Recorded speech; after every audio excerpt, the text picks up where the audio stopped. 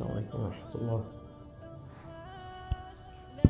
بسم الله والحمد لله والصلاة والسلام على رسول الله وعلى آله وصحبه ومن والاه.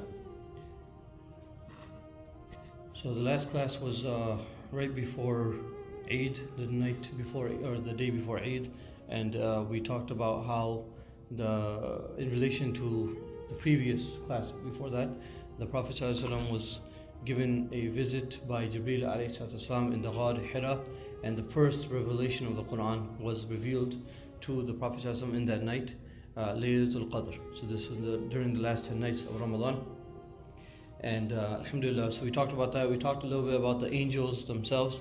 And one question before we continue is that how do we know if the angels are better in the sight of Allah subhanahu wa ta'ala or humans? So who's better in the sight of Allah subhanahu wa ta'ala, the angels or the humans? And how do we know?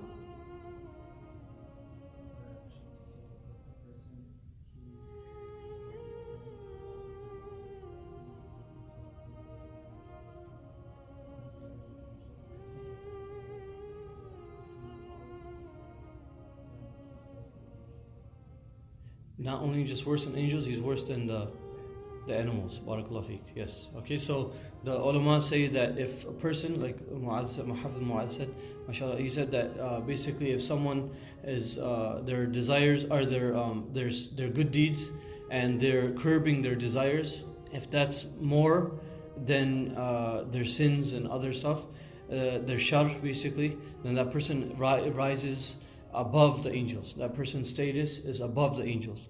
But on the other hand, if someone continues doing misbehavior like the sins and disobeying Allah subhanahu wa ta'ala, then that person is not only just less than the angels, but that person is less than the baha'im, the animals. So this is something that we need to understand. Allah subhanahu wa ta'ala loves a person when they are obedient to Him and they follow His commands. And the person who goes below and starts his desires and the sins overcome the obedience of Allah subhanahu wa ta'ala, then that person falls below the animals. So we ask Allah subhanahu wa ta'ala to protect us from being lower than the animals. So one of the things, inshallah, as we continue, the fear of Allah subhanahu wa ta'ala that the angels had. So we know that angels, they do whatever Allah subhanahu wa ta'ala orders them to do, and they don't disobey. They never disobey Allah subhanahu wa ta'ala, and they don't even have they can't even disobey Allah subhanahu wa ta'ala. They don't have desires, and the fear that they have for Allah subhanahu wa ta'ala. So in one of the hadith related by Nawas ibn Sam'an radiyallahu anh, he says that the Prophet ﷺ told them, and that when Allah subhanahu wa ta'ala wants to speak, when He wishes to speak and give some wahi and give some orders or something to the angels, then there is like a rajfa, okay, or ra'da. It's like a thunder strike or like a sound of a thunderbolt occurs, and all the angels when they look up and they hear this sound, out of fear of Allah subhanahu wa ta'ala, they all fall down unconscious. They basically all fall down in sujood and they fall down. And then when Jibril alayhi salam is the first to basically awaken from this unconsciousness, and he speaks to Allah subhanahu wa ta'ala, speaks to him, gives him the revelation, and then Jibril alayhi salam comes down, and then the angels, they all start waking up, and they ask Jibril alayhi salam, what did Allah subhanahu wa ta'ala say? And Jibril alayhi salam responds by saying, Al-Haq wa huwa al-Aliyyul Kabir, that Allah subhanahu wa ta'ala has said the truth, and He says the truth, He says the haqq, and then He tells them what the orders are, and then it goes on and gets basically disseminated to all the angels. The orders are given out to the angels. Another thing about the number. So this is something we talked about in Ramadan. You guys remember the hadith where the Prophet ﷺ said, "Attat as-sama wa hukka laha an ta'it," that the skies, the heavens, the skies make a creaking sound, and it has basically has the full right to make those kind of sounds. And the reason why it's making those sounds, you remember what I told you guys what the reason behind that was? Yeah.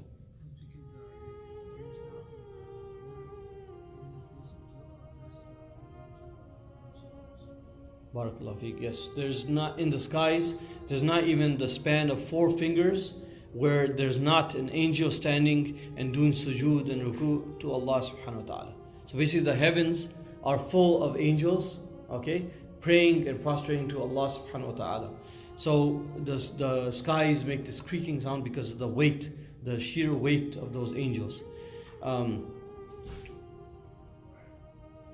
Okay, another question. You guys remember when they finally raise their heads from sujood and from ruku, when they see Allah subhanahu wa ta'ala, what are they going to say? What do these angels say?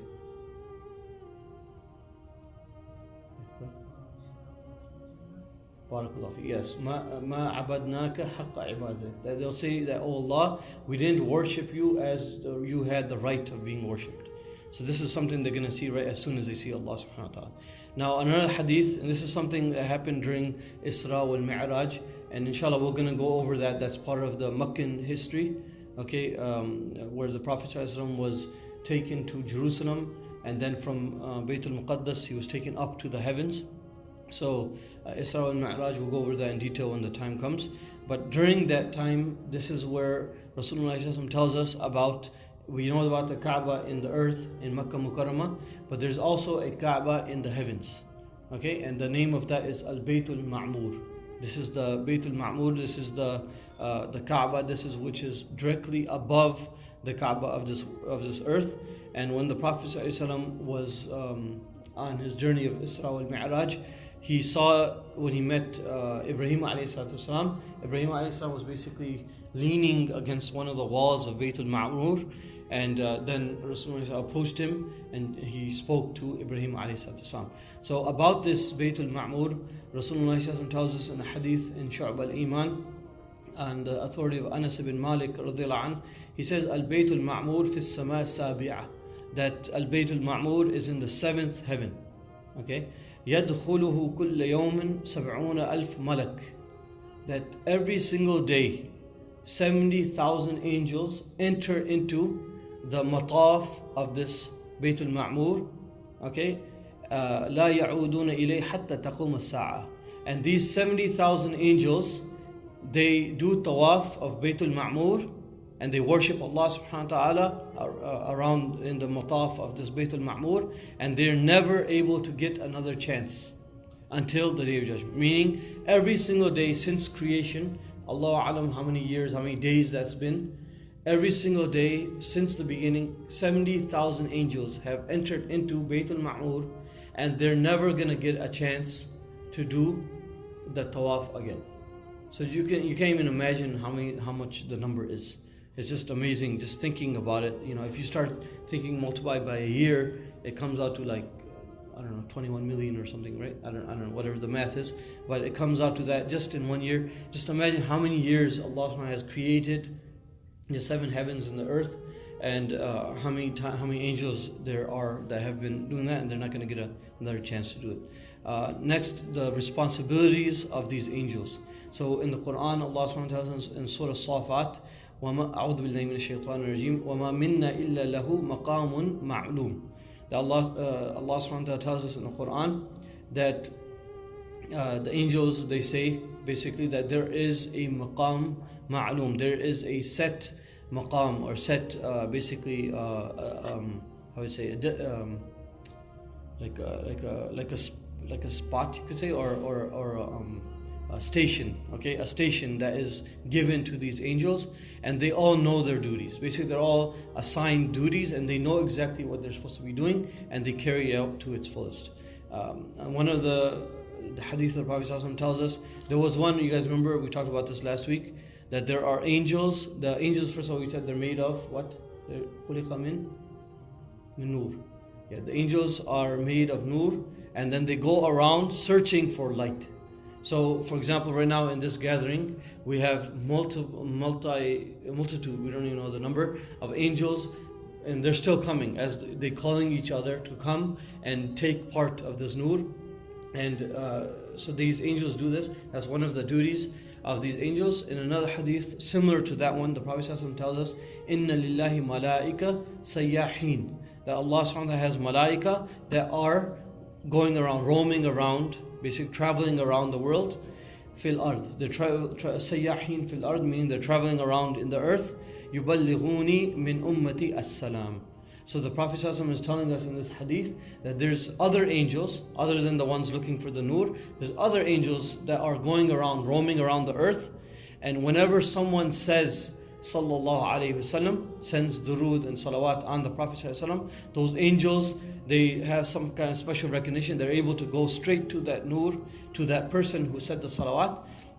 Then from that person, they carry the salam all the way to Medina Munawwara, to the grave of the Prophet ﷺ, and they say to the face of the Prophet ﷺ, face to face, they say to the Prophet ﷺ that so and so ibn Fulan, this person, the son of so and so, or the daughter of so and so, has sent you salam.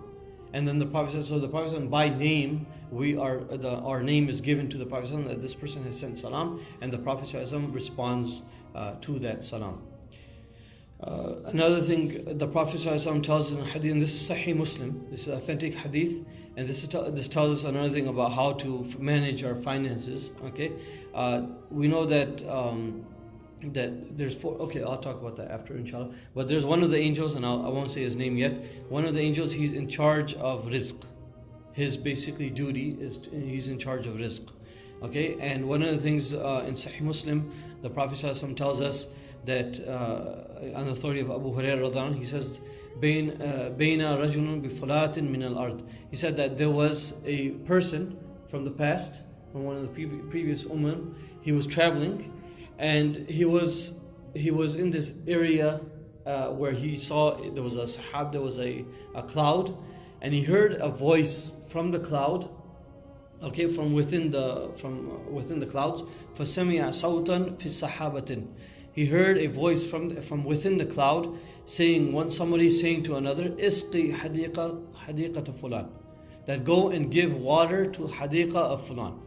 So after this, he says he was amazed by hearing this, and so he's staring at this cloud, and he sees this cloud starts to move. Now this cloud starts to move, and it goes to a certain area where it starts to pour, the rain starts to pour, and after that he sees the water starts to get together, and then it starts going, and he's following this water. He's amazed at seeing this, and he goes and follows until he sees that the water enters into a field, a garden. So he goes into this hadiqa, and he sees a man standing there, a farmer basically working at his garden. So he says to this man that, can I ask what's your name? And he hears the same name that he just heard in the sahab, in the cloud. And then he says to this man, he says, okay, I ask you by Allah subhanahu wa ta'ala, tell me, what do you do that this amazing thing happened? He tells him what happened. He said that I heard your name being called out, that go and give water to the hadiqa, the garden of this certain person. And then I saw this water come straight to you, and this is where this water came from. So he says that, just tell me by Allah, what do you do that Allah subhanahu wa ta'ala has given you this special barakah and this rizq in this way?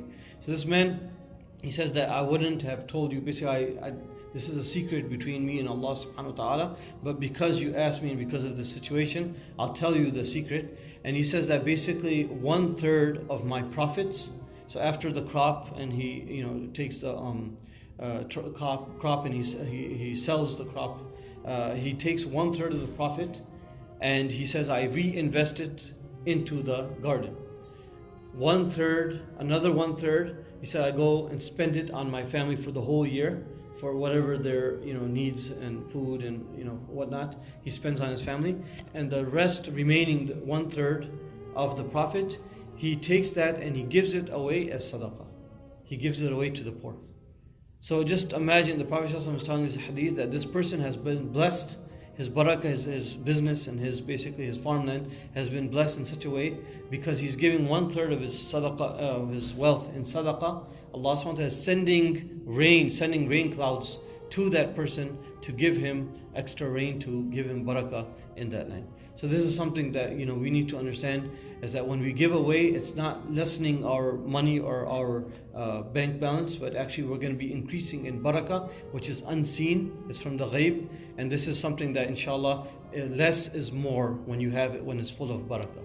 So we ask Allah subhanahu wa ta'ala to give us barakah, inshallah. And the last thing I want to say before I end, inshallah. So we have 4 main angels. We have all those multitude of angels. Allahu a'lam with the adad. We don't know how much there are. But there's 4 main angels that are given special duties. So for example, we have Jibril alayhi salatu salam, who's in charge of wahi. He's in charge of revelation. Then we have Mikail, and one of the things about Jibril alayhi salam is that he's close with the prophets. He's basically the one who's in charge of the wahi, bringing it to them. And one of the hadith, the Jews actually came to the Prophet ﷺ and they said, we're going to ask you some questions, and no one knows the answer to these questions except a prophet. And one of the questions they asked him, they said, Man waliyuk minal malaika? Who is your close friend or companion from amongst the malaika? And the Prophet said, when he said Jibril alayhi salam, then they just wanted an excuse to get out of it. So they're like, Jibril, oh, we don't like him, basically. Like, he's our enemy, we don't like him. And that's where Allah subhanahu wa ta'ala revealed the ayat that whoever is enemy to Jibril alayhi salam, or to Mikail alayhi salam, he's an enemy to Allah subhanahu wa ta'ala and everyone. Basically, he's an enemy to the believers. So you can't single out one angel to another and say, we like this angel, we don't like this angel. We believe in all of the amantu bil malaikatihi. We believe in all the angels, and we love them and respect them, and we don't single out anything. Anyway, so Jibril alayhi salam, he's in charge of the wahi. You have Mikail alayhi salam, who's in charge of rizq and rain, basically. And then you have Israfil alayhi salam, who's in charge of blowing the trumpet. That's his only duty, basically. You have Malak al-Maut, who is in charge of death, basically taking the lives, the souls of people and jinn and ins, taking their lives. And then you have some others that are mentioned. For example, you have Ridwan. Okay, Ridwan alayhi salam, he's the angel that's in charge of, anybody remember? We also talked about this in Ramadan. He has one duty, and that's the only thing he's going to do, basically. The doors of paradise. So when the Prophet ﷺ comes knocking on the door of paradise, then Ridwan is going to get up and he's going to ask, who is it? The Prophet ﷺ will respond that it's me, Muhammad ﷺ, and then Ridwan is going to open the door for Rasulullah ﷺ, and then the Ummah and the rest of mankind. Okay, and then you have Malik alayhi salam, and he's in charge of hellfire. He's the angel that's in charge of the hellfire. So these are the angels. These are different angels. There's many others that there's some of the names we do know and some we don't know. Most of them we don't know, but we do believe in all of them. And inshallah, we will be meeting them as on the Day of Judgment, and not even actually before that, when we're dying. When we're getting ready to die and our soul is about to depart this world, that's when the angels will first come. That's going to be the first time where we see the angels, and then after that we'll see them on the Day of Judgment. And also when we go into Jannah, when we're entering into Jannah, they'll be giving bashara, saying to us that you guys were good, you were pure, you obeyed Allah subhanahu wa ta'ala, so enter into Jannah khalidin, enter into Jannah forever, and bisalam, udkhulu bisalam. So come into Jannah with salam, with peace.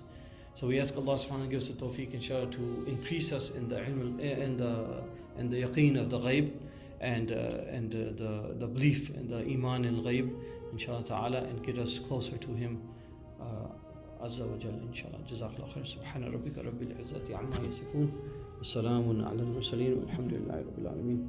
Inshallah, next week I'm going to be continuing with just a few more points about Jibril alayhi salam, and then the week after we'll continue on after the wahi. So Fatrat al-Wahi, and then the second revelation, inshallah. Jazakallah khair.